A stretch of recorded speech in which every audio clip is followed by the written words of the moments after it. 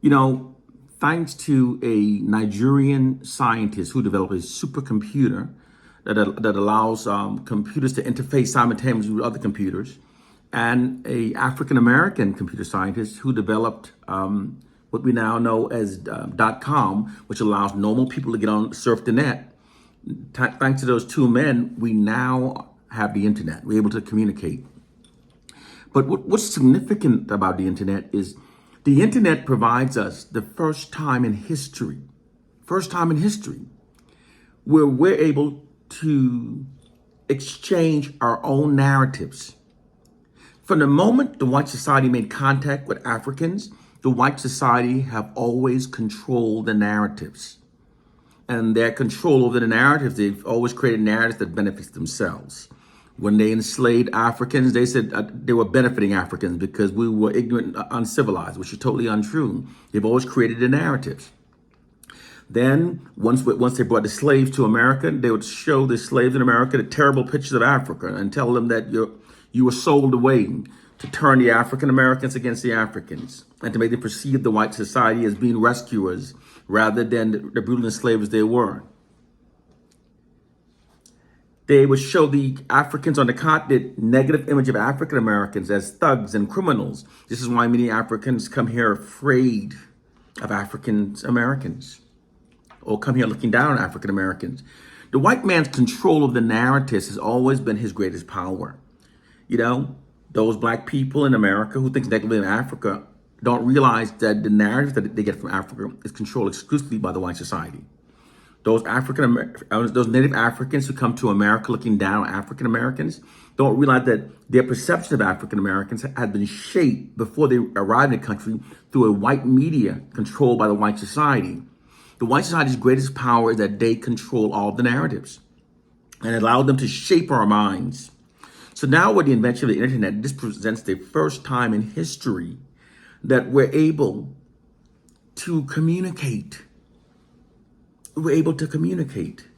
We can now, in America, see Africans representing themselves. And we see we are more alike than we are different. Rather than the images of the spear guys jumping around and all those crazy things. And the native Africans are seeing that we are conscious.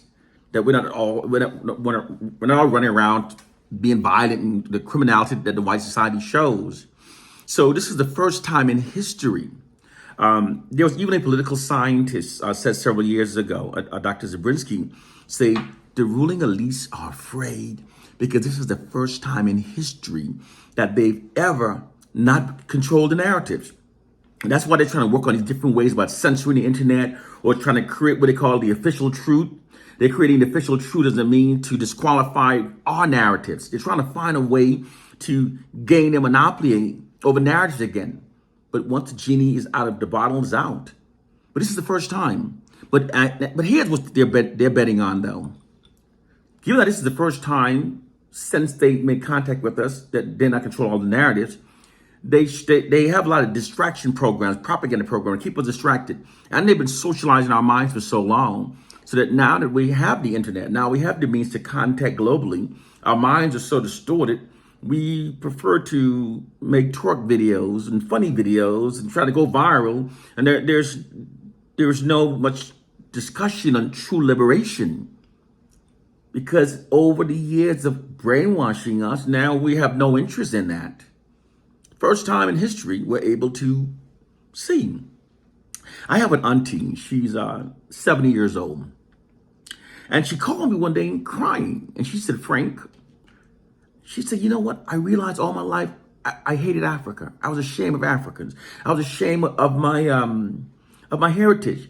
And she says, because everything I saw about Africa was negative. When I watched the movies, everything was negative. So I was ashamed of it. And she said, Frank, now that I'm watching these videos and I'm seeing these African homes and African families, I'm seeing how much I love my African roots, how much I love Africa. And now, like I said, at her age now, it was through the internet, she's able to see. You see, my point is the white man controlled the narrative and the media images, and that was his greatest power, you know? Because regardless of how intelligent people are, if it's possible to control the information that's fed into their minds, it's entirely possible to control what they believe. So the white society has been exploiting their monopoly over the media images and narratives that are fed into our minds to keep us functioning in ways that benefits the white society. That's why my aunt Nana, she's on the internet now. She's shocked. She's seeing these beautiful homes in Africa. She had this love for Africa that she's never had her entire life. Almost run from her Africanness. My point is, our narratives have been controlled, and this is the first time in history. Now, so right now, a lot of time when you come on social media, there are a lot of what I call internet noise. Everybody's trying to get your attention. Some of the videos are funny. Some of the videos are sexy. Some of the videos are staged. All sorts of things. But I'm going to talk to you right now from the point of a person who has a liberated mindset, a person who's able to see what's happening. Now, so I want to drop a little bit of knowledge to you.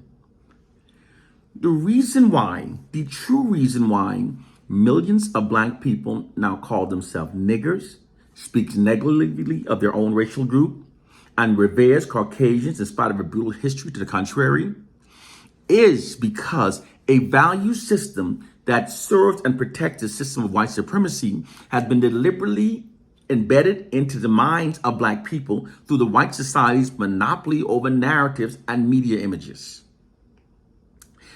There are 4 ways to manipulate the human brain, to brainwash a people: by what they're taught, by what they see, by what they hear, and through repetition.